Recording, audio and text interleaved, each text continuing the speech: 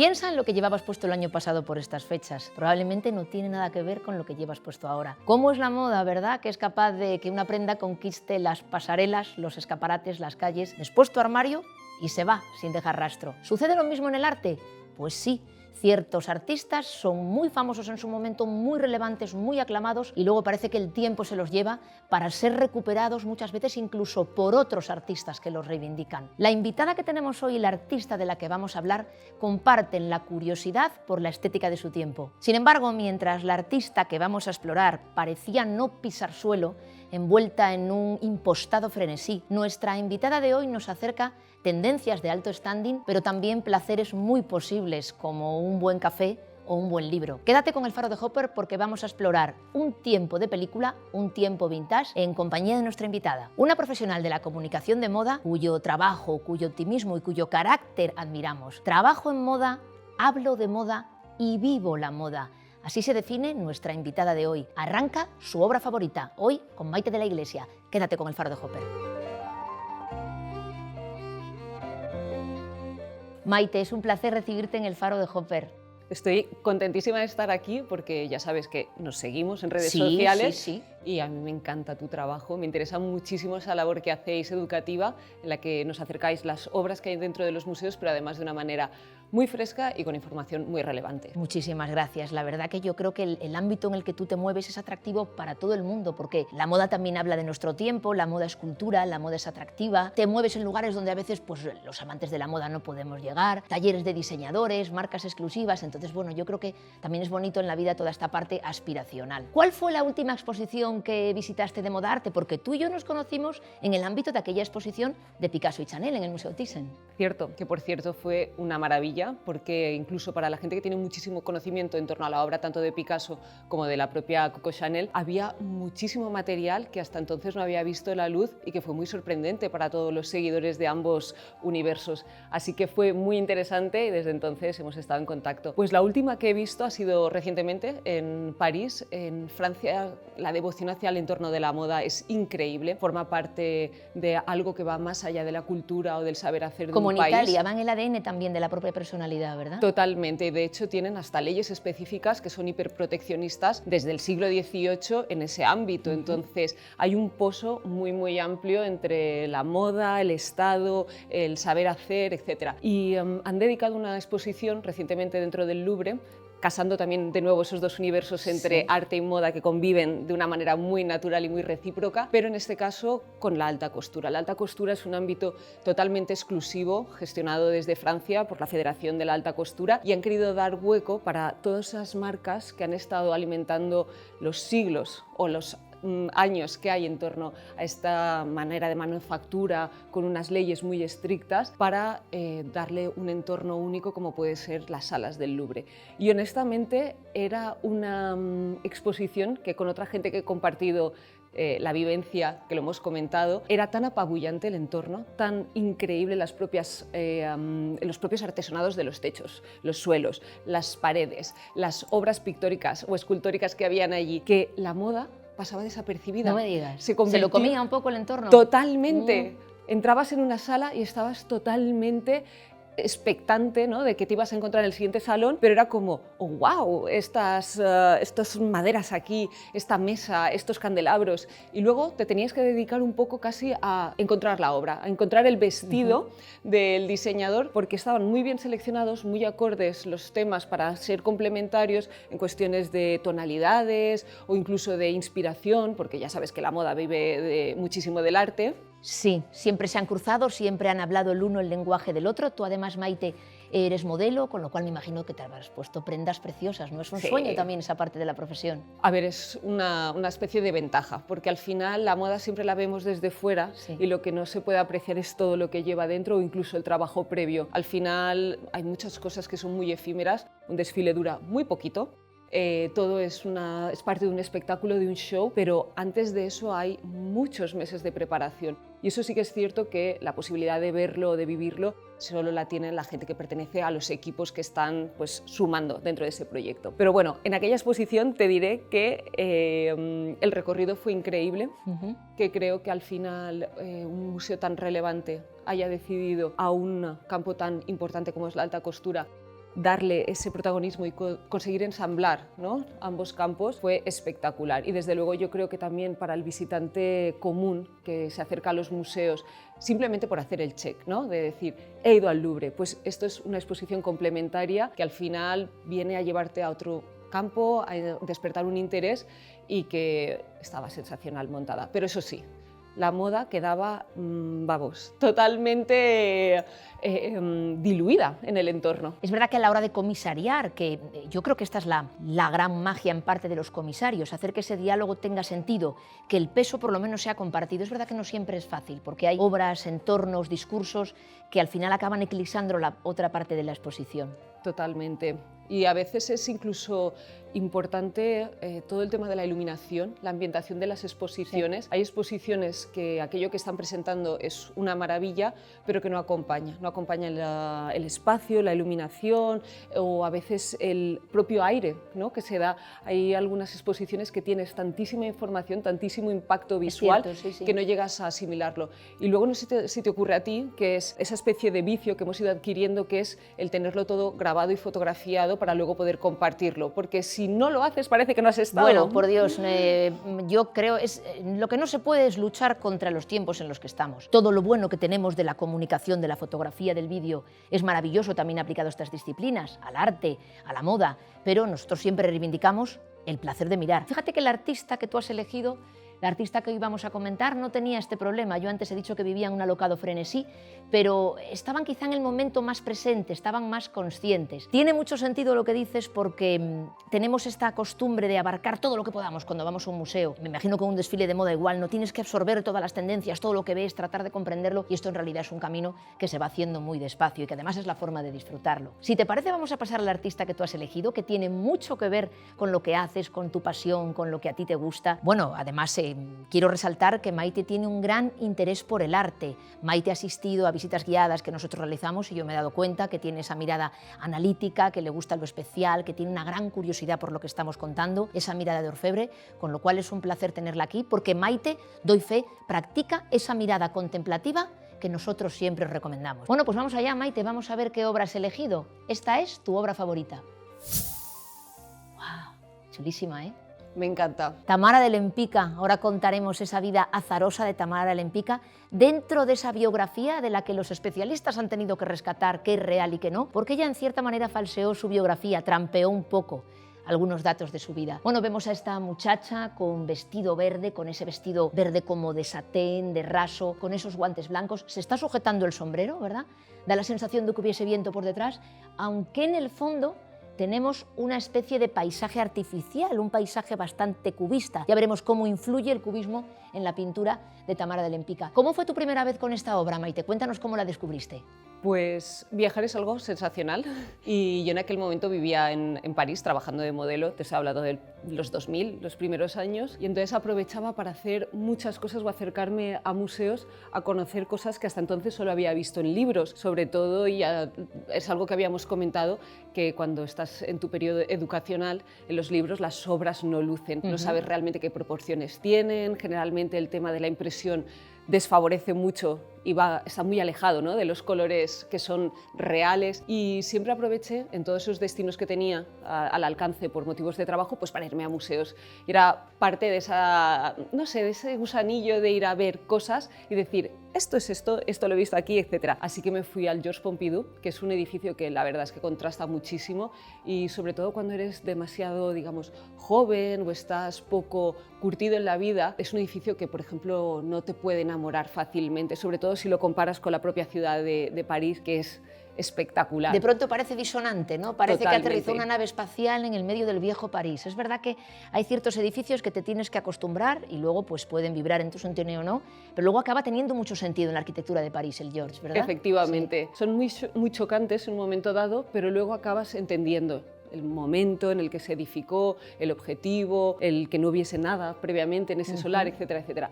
El caso es que fui a ver una exposición de Tamara de Lempicka y para mí fue impactante. Es una de esas artistas que te llama la atención, que te invita. La conocías de antes, fuiste buscando la exposición. Sí. Hay obras suyas que es como que quieres saber más, porque hay muchísimo enigma y quieres conocer el storytelling de quién es esa protagonista, por qué ha dedicado ese cuadro de pronto a su hija. Y yo además en ese momento en París trabajaba muchísimo para una firma que se llamaba Lolita Lempicka, que Sí, todo el mundo conoce por el perfume, es pero que en verdad. ese momento la división de moda tenía muchísima relevancia. Y son ese tipo de pequeños juegos, ¿no?, que en tu cabeza es como que funcionan y también te hace pensar cuál es el motivo de inspiración que sigue esa marca, etcétera, etcétera. Y tratas de buscar vínculos entre universos creativos que de pronto no tienen mucho que ver, pero que siempre pueden llegar a ser una inspiración. La estética de Tamara de Lempicka, además, es bastante impresionante. Yo creo que en cierta manera nos parece vintage, porque obviamente es una estética de los años 20-30, pero también vibra mucho con estéticas que hoy no son más familiares. Si tuviésemos que comentar a nivel estético el estilo de retratismo de Tamara de Lempicka, siempre trabaja figuras monumentales, figuras que ocupan todo el espacio pictórico,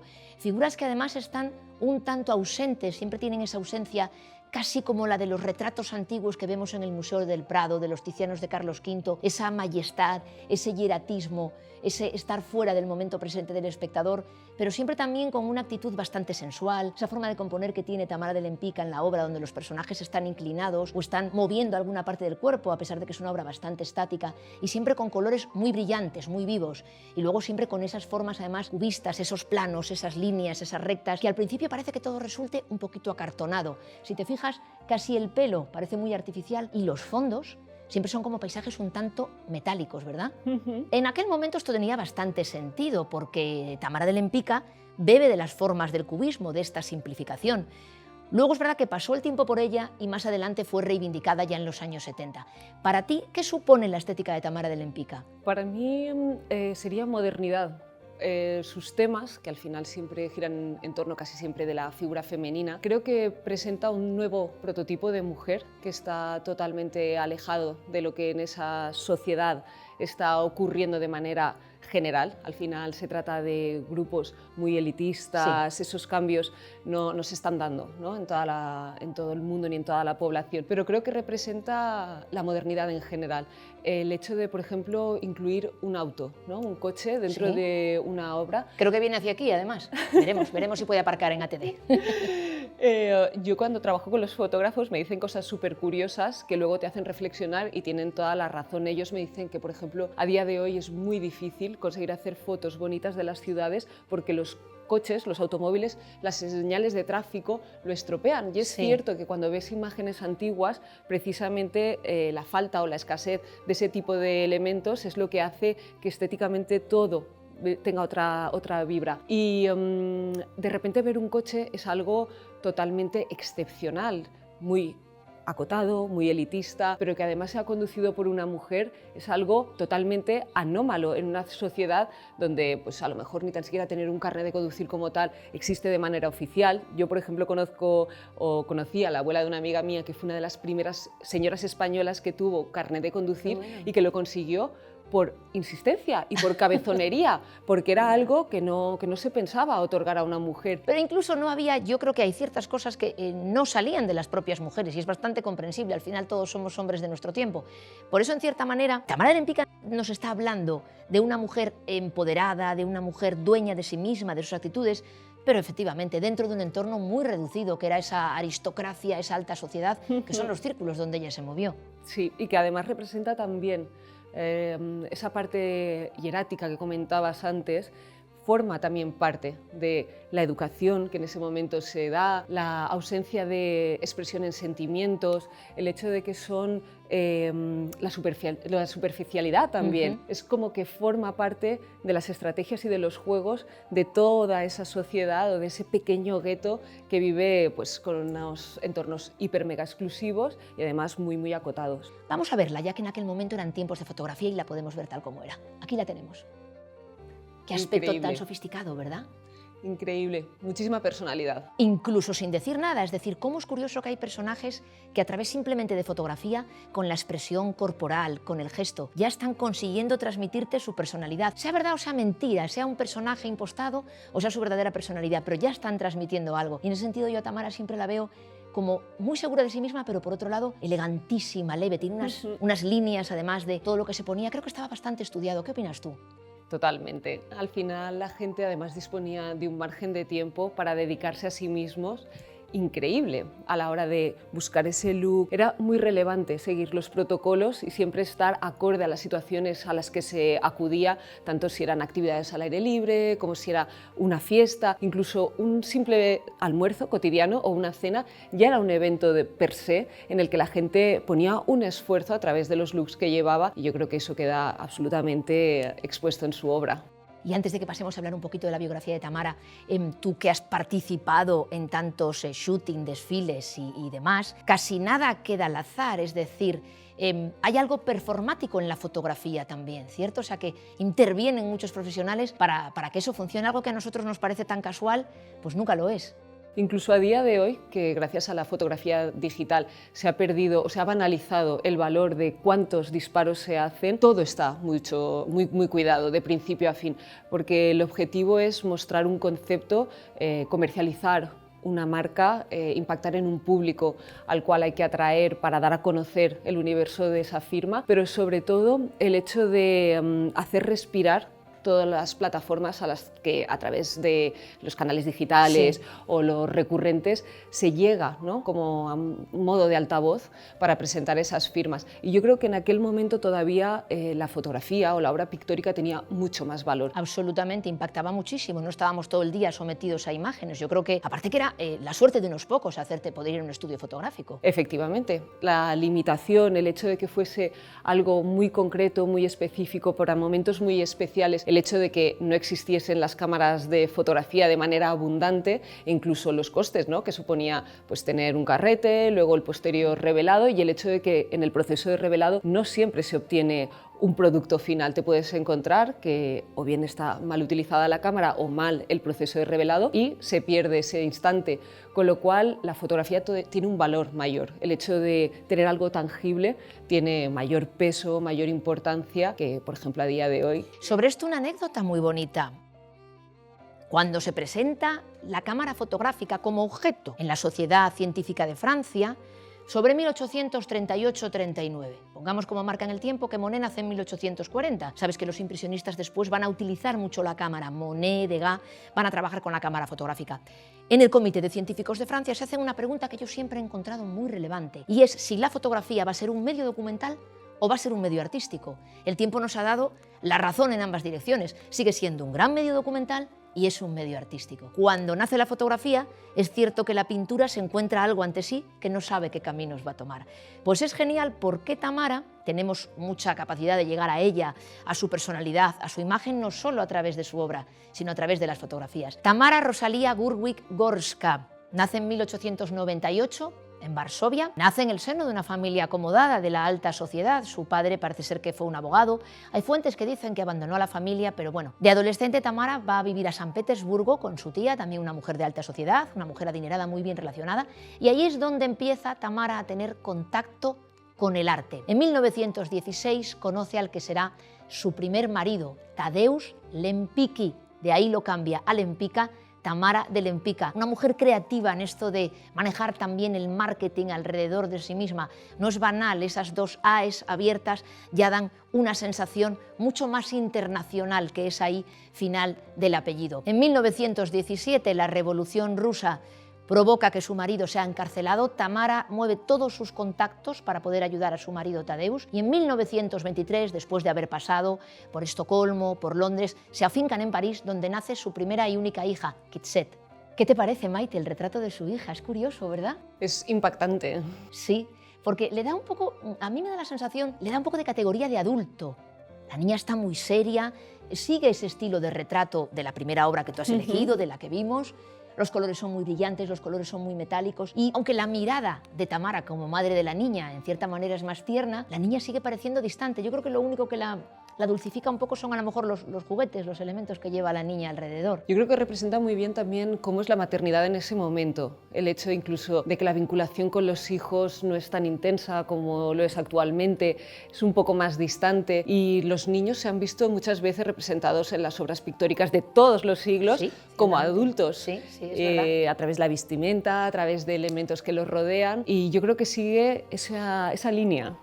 Tienes razón, porque si uno piensa, por ejemplo, en pintores del Prado, en los niños de la corte, que efectivamente eso ya entra en un tipo de retrato que es una especie de retrato de propaganda, pues te cuesta pensar a veces que los niños, que la infanta Margarita, que Baltasar Carlos, tengan 5 y 6 años, como tienen en algunos de los retratos. Es cierto que creo que es un tema muy adecuado lo que has sacado, porque cada vez los padres y las madres están más implicados en la educación y en el disfrute de los hijos, pero antes era una relación casi siempre en estas clases altas, sobre todo con intermediarios, ¿verdad? Los niños te los traían, los veías, los devolvían a su entorno, como vemos en muchas series de época. En 1923, Tamara de Lempicka llega con su marido Tadeusz a París y ahí empieza a tener un contacto directo con el arte. Empieza a estudiar arte en la Academia Le Grand Chaumière, que era la competencia de la otra academia muy famosa, la Julian, que estaban fuera de los circuitos oficiales de la Academia de Bellas Artes, con lo cual los pintores más avezados, más modernos de la época, estudiaban en estas academias. Por cierto, el Grand Chaumière era un poquito más barata que las cuotas que la Academia Julian. Allí trabaja con 2 profesores relevantes, Maurice Denis, un pintor navi, simbolista, y André Lotte, al que Tamara de Lempicka va a considerar siempre su maestro. Va a ser André Lotte quien la va a introducir en la estética del cubismo. Maite, ¿quiénes son tus referentes a nivel moda, a nivel comunicación de moda? Pues si te digo la verdad, actualmente ninguno. Hay una cosa muy curiosa que ha ido ocurriendo dentro del ámbito de la moda y es que las marcas como tal, sobre todo las que tienen un gran legado, una gran trayectoria, se han desvirtuado totalmente. Y eso es debido al factor de tener directores creativos constantemente renovados y al final cada vez que llega alguien nuevo a una casa lo que hace es dejar su propia impronta.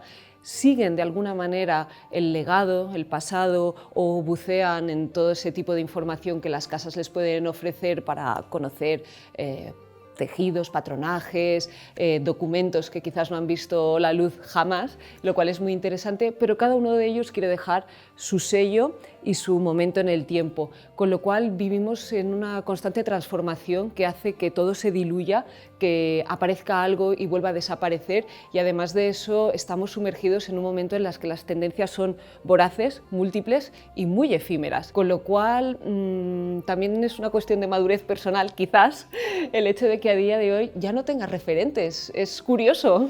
Quizás estás en transición. Hay momentos donde uno ha tenido, por mi experiencia te cuento, buenísimos mentores que te han aportado cosas interesantísimas, y luego no es que tú superes o no a tu mentor, simplemente tu curiosidad es otra, tu camino va a ser otro, y pasan momentos de transición hasta que encuentras a alguien y de pronto dices, aquí está la persona o la oportunidad donde creo que puedo aprender aquello que específicamente ahora quiero aprender. Yo estoy segura que de cara a futuras generaciones sí que van a llegar esos referentes. Es como volver a retomar la ilusión por algo gracias a la novedad, obviamente, que se produce de manera muy asidua en nuestro ámbito. Por lo que me cuentas, se parece bastante lo de los directores creativos de una casa de moda, de una firma, a cuando un director nuevo llega a un museo. Trata de mantener aquello que su antecesor ha hecho bien, pero es complejo porque tiene que comprender el espíritu de la institución y también, en cierta manera, plantear un recorrido expositivo que aporte algo nuevo. Ya sabes que hay muchas voces críticas sobre directores que han ido, que han venido, buenos, malos, si han comprado esta obra. En fin, el arte en eso se parece bastante a la moda. Depende mucho de la persona y de su enfoque personal. Desde luego, y también de los tiempos que te toque vivir. Muchas veces llegas con unos objetivos o con un camino que piensas vas a tener tiempo a recorrer y luego pasan muchas cosas muy inesperadas y se vuelven en épocas muy acotadas porque los resultados no son los esperados y sobre todo en un ámbito como puede ser el de la moda, que estamos constantemente comercializando novedad, creo que somos muy esclavos de eso, de los resultados. Entonces, en ese aspecto estamos siempre en constante cambio. O sea, que tú crees que dentro de la moda muchas iniciativas que podían ser artísticamente relevantes para la firma, que contienen su esencia, no salen adelante porque el objetivo comercial puede no cumplirse. O incluso mueren mucho antes de que se lleguen a implementar, dado que vamos con tiempos muy dilatados con respecto a cuando llega a la calle la moda.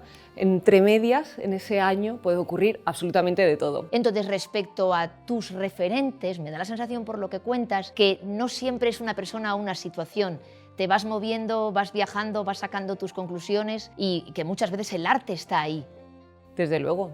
Al final el arte siempre está presente y hay que saber también incluso encontrarlo. Una de las cosas que me encanta, que la gente muchas veces no valora, por ejemplo, son las notas de prensa que se emiten para los desfiles. Tú puedes ver una colección y no entenderla, pero cuando lees el texto, que ocurre también muchas veces en las exposiciones o en los recorridos, cuando tienes un guía al que a través de esta persona tienes acceso a la información de la obra, empiezas a asimilar todo lo que hay dentro y llegas a ver, ¿no?, el global o el mood board o los diferentes orígenes de inspiración que han tenido la colección, y es lo que hace que entiendas absolutamente todo, desde por qué se ha escogido un tipo de música, de casting, un tema cromático o incluso los tejidos. Y ahí hay mucho arte generalmente. Qué interesante, Maite, porque claro, nosotros cuando vamos al museo, en nuestras visitas guiadas, lo que hacemos es darte toda aquella información que necesitas para luego tener una vivencia memorable, una sensación en torno a lo que ves, para ir formando también tu mirada, tu criterio, que luego es personal. Y entonces en las visitas guiadas, tú que has venido varias veces, hablamos del contexto del artista, del contexto de la época, de materiales. Pues muchas veces, ¿sabes qué me ha pasado? Que leyendo revistas de moda, veo, dentro de lo poco que yo sé de moda, que muchas veces incluso ni siquiera comentan los tejidos. A mí no se me ocurre contar un cuadro y no contar un poco la técnica que hay detrás, un poco para que el espectador comprenda cómo se hacen las cosas. A veces noto que falta en la moda ese conocimiento de entender la prenda, cómo está hecha. No sé, incluso a veces veo periodistas que se equivocan en los tejidos que están nombrando. Es importante muchas veces tener esa información desde el origen, desde la marca, y hay empresas que lo hacen fantásticamente bien, porque el pie de foto normalmente va a día de hoy cumplimentado con info adicional. Por ejemplo, viene el nombre de la modelo o la localización donde se ha celebrado el desfile, incluso lo que tú comentas, ¿no?, el tejido. Pero es difícil a través de una foto simplemente saber muchas veces o otorgarle qué tipo de material se trata. Y luego también hay una cosa que es muy triste, y es que aunque vivimos tiempos en los que la especialización es esencial, desgraciadamente tenemos una generación de gente en la que la información tan intrínseca no les aporta nada y tampoco están interesados en difundirla. Y todo se convierte en algo como más consumible de una manera un poco más rápida, y en el que el total de la imagen, lo que ésta te impacte, es lo más importante, no todo lo que tiene atrás de la misma. Entonces, para mí eso me genera un pelín de tristeza, porque antaño las críticas o la información que se difundía sobre las colecciones tenía una parte incluso más mordaz, porque el periodista especializado en moda sabía categorizar de una manera un poco más amplia o valorarla o ponerle incluso una numeración, ¿no?, por decirlo de alguna manera más simple. Pero a día de hoy hay mucho miedo a la crítica, a dejar esa especie de impronta y que eso pueda convertirse en algo negativo, tanto para la marca como para el profesional que lo hace, y es algo que se evita de manera abierta. Con lo cual, si no se tiene la información exacta, ni tan siquiera se comparte, porque eso, mucha gente te puede contradecir, etcétera, etcétera. Se está diluyendo el nivel de información que se ofrece. La calidad de la información, quieres decir. Sí, o sea, hay un poco de miedo por parte de los redactores especializados en moda, que doy por hecho que saben mucho de moda, a contrariar a un diseñador o una puesta en escena. En fin, al final entiendo que también hay mucha subjetividad a la hora de juzgar un desfile, una puesta en escena. Pues esa subjetividad también es necesaria, porque ni en moda ni en arte nada es exacto, no es matemática. Pero sí hay unos estándares de calidad que suelen ir acorde con lo que esperas de la marca. Entiendo yo que es así. Y además también ocurre lo mismo que en el arte, que cuando llegan ciertas tendencias o cierto tipo de novedades, cuando son totalmente disruptivas con lo que hemos estado hasta ese momento asimilando, muchas veces la sociedad o la gente que forma parte de la prensa especializada, vamos a decir, no está preparada para valorarlo de una manera 100%, y lo que a día de hoy podemos considerar efeísmo o algo poco atractivo acaba calando y acaba teniendo una lectura a futuro totalmente diferente. Y eso ha ocurrido también dentro de la historia de la pintura y del arte de una manera muy asidua. Hablando de Tamara de Lempicka, que ahora hablaremos de dos referentes del pasado en su pintura, ¿tú cuál es la tendencia que ahora ves que es disruptiva pero que ha calado? Algo que quizá tú cuando salió lo empezaste a ver, habías pensado, bueno, pues esto no creo que cale, y de pronto pues ahí está. Actualmente estamos haciendo como una mirada al pasado, y además un pasado no muy lejano, sino que... Pasado ochentero, un pasado noventero, principios de los 2000, con lo cual nos ha dado tiempo a vestir todas esas tendencias. ¿Hay perspectiva para eso? A veces me pregunto si hay perspectiva para mirar un pasado tan próximo. Pues es lo que estamos viendo actualmente dentro de las colecciones, es un entorno que se ha vuelto muy inspirador, sobre todo para la gente más joven, que quizás ellos en ese momento pues todavía no habían nacido, pero me hace mucha gracia que incluso los que ya lo vestimos en su momento estamos huyendo absolutamente. Es algo como por lo que no quieres volver a pasar. Es como esa especie de errores del pasado que vuelven a estar en el presente y dices, no, yo eso ya lo he catado, ya sé de qué va el tema de este tipo de cortes, este tipo de materiales, no me es necesario pasar por ello. Entonces quizás estamos buscando otro tipo de actualidad. ¿Algo que tú nunca pensaste que te pondrías y de pronto te has puesto? Yo me he puesto muchas cosas de las que me arrepiento, honestamente. Sobre todo cuando eres un poco más joven y estás un poco más receptivo a todos los impactos que llegan a tu vida. Y sobre todo en ese momento yo tenía muchísimos referentes dentro del mundo de la moda. Por ejemplo, me encantaba todo lo que hacía John Galliano. Para mí es un genio a nivel creativo, lo sigo considerando a día de hoy. Eso todas las personas del ámbito de la moda. No cabe duda que este hombre debía hacer algo importante porque todo el mundo le reconoce su valía profesional. Fue muy transgresor, porque además cada desfile era un gran espectáculo, consiguió empacar esos 10 o 15 minutos que dura el show dentro de entornos magnificentes y consiguió darle un giro de tuerca a un ámbito que es muy impresivo de por sí. Yo me acuerdo que cada temporada que presentaba alguna locura, que además son muchas veces no cuestiones de prendas, sino cuestiones de estilismos. El hecho de coger esa parte de decoración, que es lo que viene a ser el estilismo dentro de una colección, y quedarte con eso. Y me acuerdo perfectamente llegar a un desfile y que me dijese una persona, pero Maite, o sea, ¿de qué vas vestida hoy, no? Porque la cortina de la ducha, con unas flores. No. Pues mira, fue una minifalda tableada, vaquera, con un efecto desgastado, así como roto, porque en ese momento comenzaba a ver toda esa manipulación del tejido vaquero para darle un acabado, pues, destroy, con unas medias de colores tupidas, a las que por encima le puse unas medias de rejilla muy amplias, y luego me puse unos mini Kitten Hill que aparecieron en ese momento y a mí me parecía la gran novedad. Tradúceme mini Kitten Hill, porfa. Un mini tacón así, como los tacones chupete de los años 50. Vale, los taconcillos, exacto, sí. Que claro, para una persona de 19-20 años eso era absolutamente novedoso cuando ya se había llevado anteriormente en otras épocas, pero es ese momento en el que tú piensas que estás descubriendo el mundo y te estás adentrando en ese tipo de tendencias sin ningún tipo ni de vergüenza ni de nada y simplemente pensando que vas a la moda a muerte, que eso es lo que está saliendo en todas las revistas y que vas a llegar al backstage de un desfile, la gente va a alucinar y va a decir, wow, pero qué impactante vienes. Y iba tan impactante que la gente era como, ¿de qué te has disfrazado? ¿Sabes? Me encanta, Maite. Pero de eso va un poco, espero que no te parezca una frivolidad lo que digo, pero hay una parte de juego en la moda también en atreverte, porque ¿qué está escrito en piedra? Obviamente, igual que en arte, los especialistas tienen unos criterios para conocer la calidad o la pertinencia o el valor histórico de una obra de arte, en moda también lo habrá, pero al final, a nivel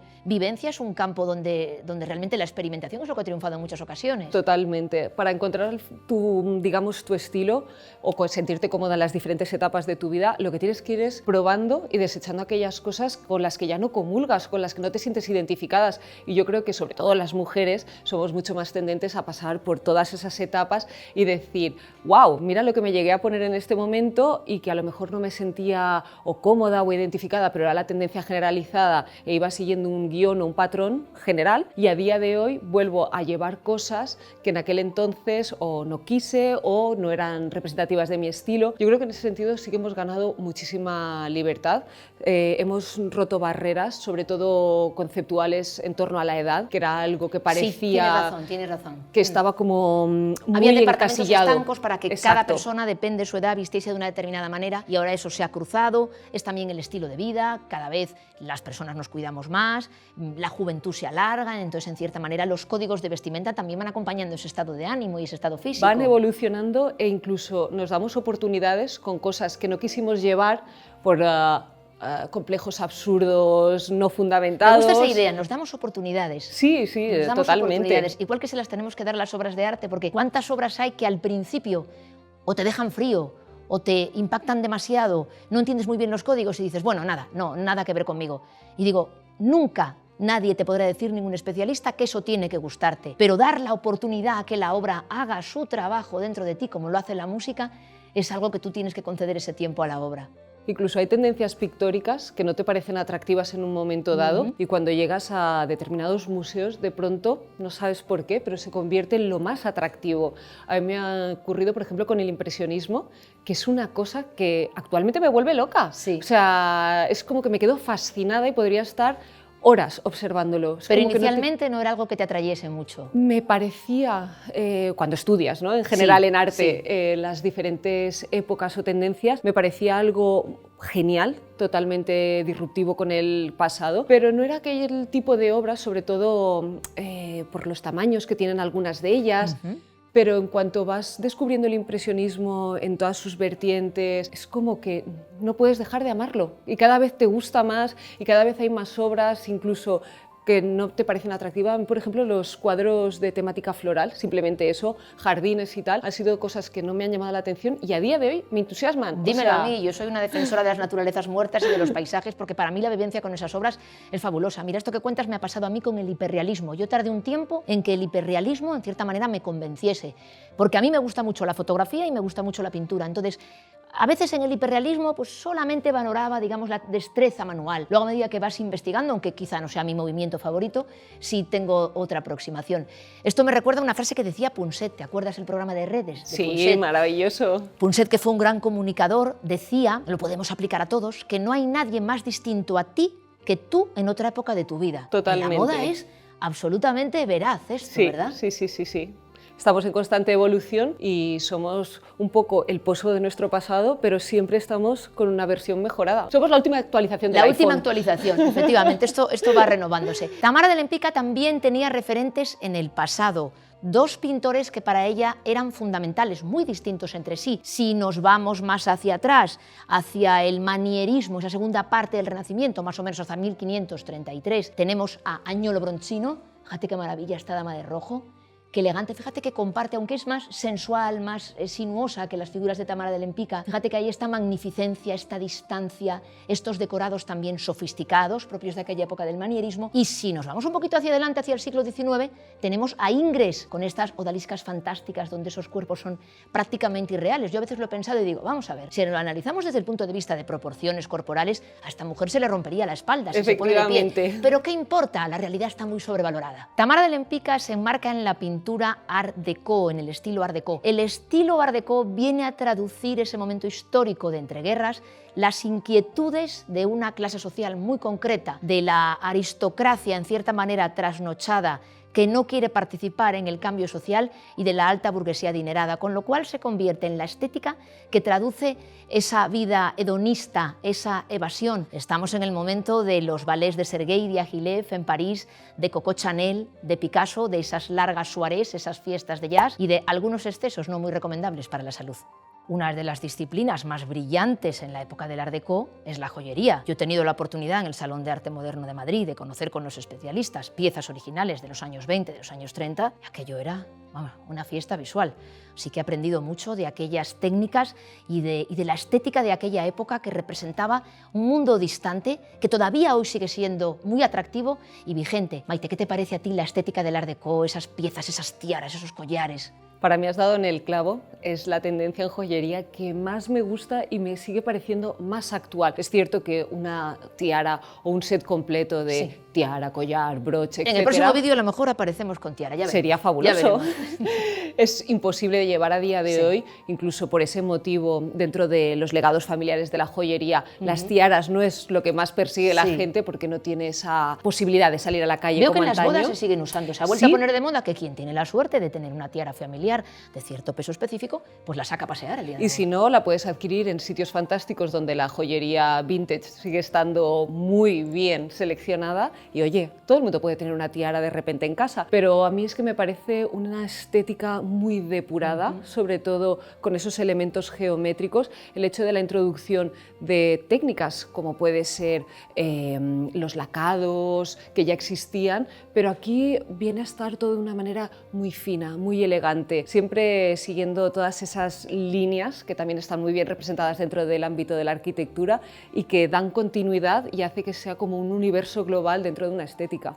Ahí has dado en algo importante, Maite, porque yo acababa de decir que es la estética que representa un mundo lujoso y hedonista, pero siempre en el Art Deco hay una especie de minimalismo, una especie de idea contenida de que la pieza en sí no sea demasiado grandilocuente, y eso es lo que precisamente la hace brillar dentro de un look. Por cierto, no confundamos, a veces sucede, está bien repasar, no confundamos Art Nouveau con Art Deco. El Art Nouveau, el Jugendstil, el modernismo, es un movimiento de finales del siglo XIX que sobre todo tiene su manifestación principal en la arquitectura. Veamos, por ejemplo, las casas de Gaudí, que podemos disfrutar en Barcelona. Magníficas las visitas a las casas de Gaudí. Se basa en formas naturales, en formas sensuales, en formas que tienen que ver con hojas de acanto, con flores, con naturaleza. Y cuando bebe de una fuente antigua, suele beber de la época medieval. El Art Deco, sin embargo, surge en la década de los 20 en París. Es una estética mucho más geométrica, mucho más depurada, mucho más ordenada también, y se aplica a decoración, a pintura, a joyería, como venimos comentando. Su fuente de inspiración en el pasado sería Egipto, todas esas formas hieráticas, esas líneas rectas, esa geometría que luego en el caso de las joyas, bueno, como es, la joya es muy geométrica, pero luego está llena de piedras preciosas con unas tallas impresionantes. Y edificios, por ejemplo, emblemáticos de la época del Art Deco son el edificio Chrysler de Nueva York, como es de bonito, ¿verdad? Es una cosa, me parece una joya impactante. En el aire este edificio. Sí. Es una belleza. Es que parece que estuviese entero forrado de cristal. O sea, yo por más que lo veo no me deja de impactar. Digo, pero ¿y esto? Parece que ha caído como un meteorito en medio de la ciudad. Es una preciosidad. Y uno de mis favoritos, por cierto, aquí al lado, el Teatro Edén de Lisboa. Bueno, qué maravilla este edificio de los años 30, donde la alta sociedad lisboeta disfrutaba de representaciones teatrales. Hoy hay una firma de moda española que tiene su sede ahí. El edificio sigue siendo, a mi juicio, una joya. El edificio es grandilocuente. Esa sociedad en la que vivía Tamara de Lempicka también tenía sus normas y Tamara se las saltaba. En cierta manera ella siempre fue una mujer transgresora, moderna, defensora de esa individualidad, a pesar de que aceptaba ciertas reglas, porque Tamara vivió una vida, digamos, en cierta manera convencional, estaba casada, pero nunca ocultó su bisexualidad, ni en su vida ni en su obra. Fijaos que es bastante explícito el tratamiento de las figuras femeninas con cierto aire sexual, con cierta alusión a esa relación erótica. Siendo Tamara una persona tan original en su entorno, Maite, ¿tú qué crees? Que si Tamara viviese en el mundo de hoy, ¿utilizaría redes sociales para crear su marca personal o todo lo contrario para ser original? ¿Practicaría eso que llamáis ahora en moda el lujo silencioso? Pues yo creo que respondería a un perfil que existe, que no es el común, que es el MLST, que es me la suda todo.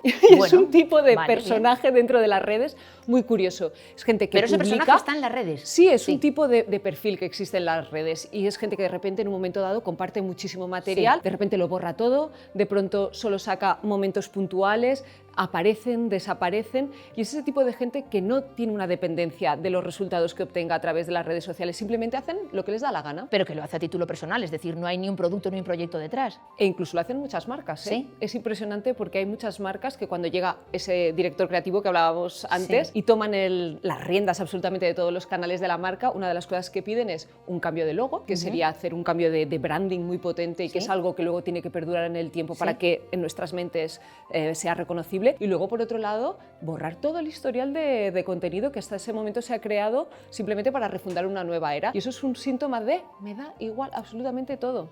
Y sin embargo funciona a nivel comercial.